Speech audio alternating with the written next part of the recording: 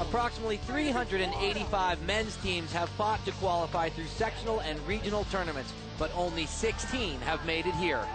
Columbus, Ohio, to compete in the 2006 UPA Ultimate Championships on CSTV. They will have to play their best, dig deep, be quicker than ever, because only one team will be crowned UPA College Champion.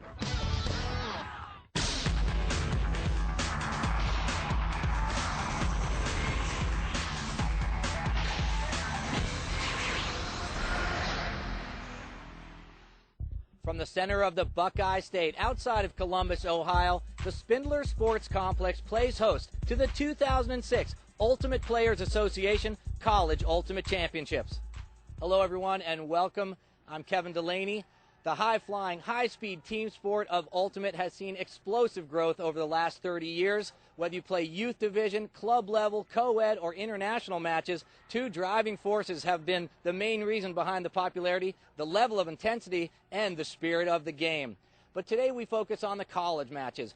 Over 375 men's team pared down to only 16 who qualified through sectional and regional tournaments to get here. In the next hour, we'll break down all the action from the pool play, the run to the quarterfinals, the chance to get into the semis, and those teams lucky enough to make their bid for a national title.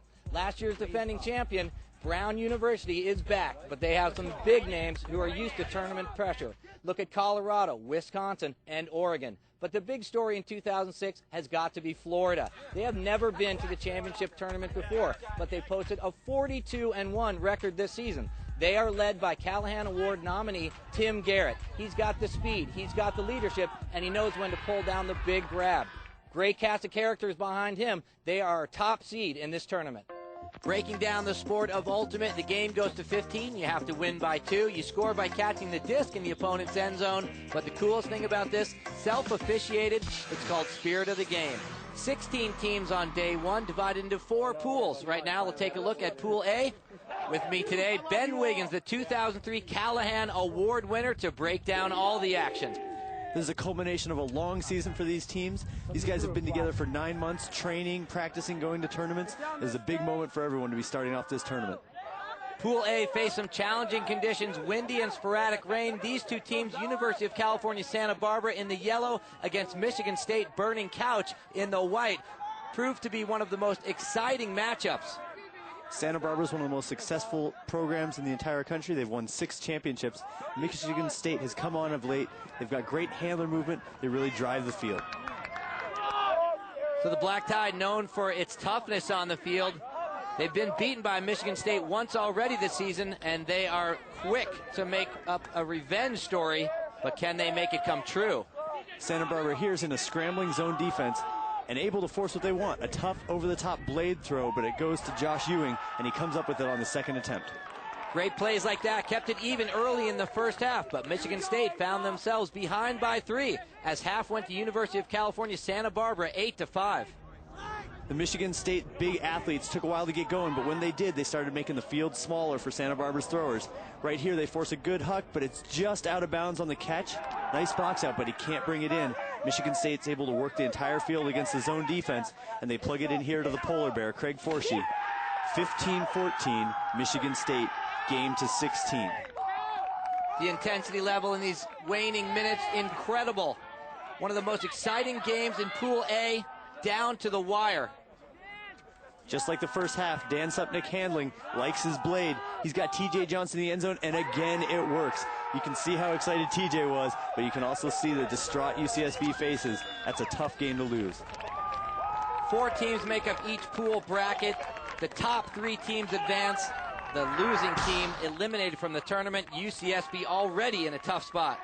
Oh, they did such a nice job to shut down the cutting lanes, but the over-the-top was there, and Supnick hit it. Well, we gave it to him. I don't have anything to say. We gave it to him. Today we won our first, and we went on to win our second in a good comeback, and it just feels great. It feels like all our hard work's finally paid off. I have been on this team a long time, and that is by far the best game we have ever played together. Way to fight back, boys! Way to fight! I don't know, TJ. It looks like the rest of your team was pretty confident and expected that. The excitement has got to carry over as Michigan State faces #1 seeded Florida. This is actually our first appearance at Nationals, and it's great to be here. We've always been close. A lot of throughout the years, we've had a lot of teams that were like a point away from making. Just you can never really make it to Nationals. But we're really playing well together. We have some great players that are really starting to come into their own, and that we know how to play with each other after all. Tim Garrett, the key playmaker for Florida, lets Michigan State know exactly who to cover. This game's vital for both teams. They're 2-0 coming into it, and the winner gets a bye and an easier draw in the next round. Neither team has ever won a championship title. Florida, a young team, but what a season they have had.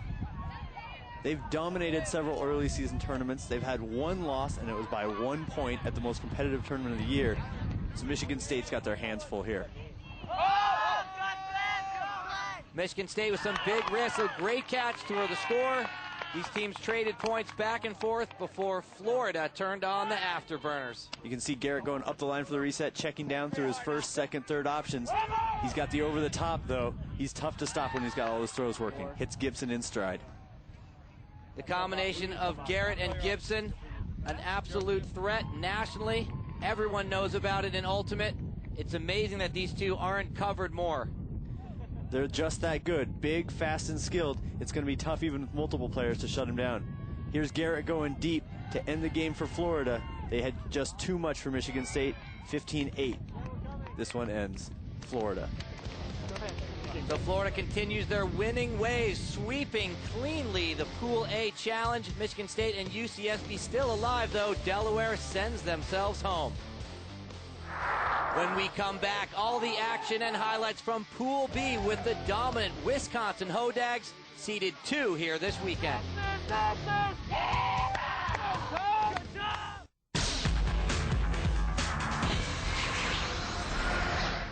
Welcome back. We are just outside of Columbus, Ohio. The sport of Ultimate has been growing by leaps and bounds for obvious reasons. I love Ultimate because it's all about hustle, heart, athleticism, defense. What I love about Ultimate really is the tournaments. Just the spirit of the game is really important. Doing my favorite thing in the world, playing Frisbee, and with my favorite people in the world, which is my teammates and also my opponents. I think I love Ultimate because you can always put yourself out there 100% mentally and physically. Disc goes up, you just got to get to it, do whatever you can. There's as many reasons as there are Ultimate players. For me, it was getting outside and pushing my body as far as I could.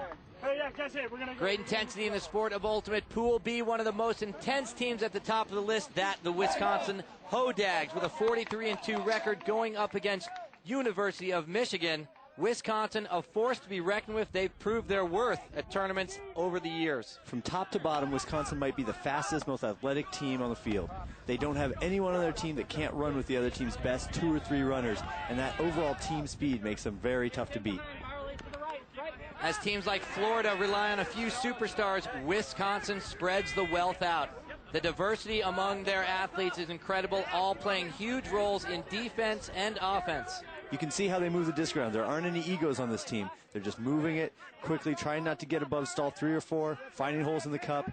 Here, quick disc movement's going to get them an easy goal.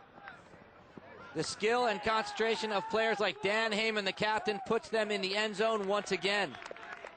I don't know, we came out super hard, played really well in the first half, went up 8-1. Defense was playing unbelievable in the first half, just getting tons of Ds. We didn't have any turnovers, which really helped, so every time we got the disc, we ended up scoring it in the first half.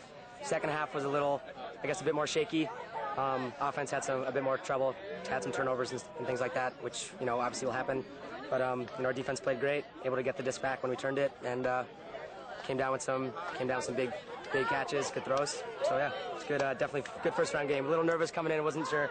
We haven't played a real game since regionals for over a month, and I know in years past we've kind of had trouble with the first game of the day on Saturday, especially. So it was a good feeling. So Wisconsin cleans the field with Michigan, 15-5, a total blowout, but they faced a much tougher team in Texas. Texas is a young team. They lost a couple of superstars in the last years. Tank was one of their best players last year, Mike Nattenberg. And now they're going up against a Wisconsin team that's stacked, but their young players come up big in the lanes. They're fast in a horizontal offense. They do a nice job of eliminating some of Wisconsin's deep threat with their own speed. Well, Texas posted a 28-9 record coming in here, so they are tough and they know how to play together, but Wisconsin just too strong. They blade through the top there to Ted Tripoli, and D's like this from Wisconsin's Brandon Malasek are going to help them cruise through the middle part of this game.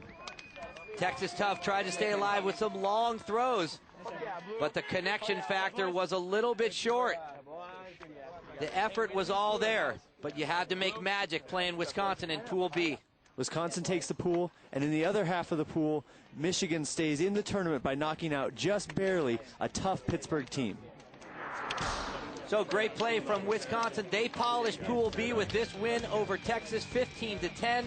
That earns them a bye right into the quarterfinals. Pittsburgh heads home. With that second place finish in their pool, Texas positions themselves well. They have a good pre-quarter draw. When we come back, highlights from Pool C, where C stands for Colorado. 2004 champions, 2005 runner-ups. Can they continue their dominance?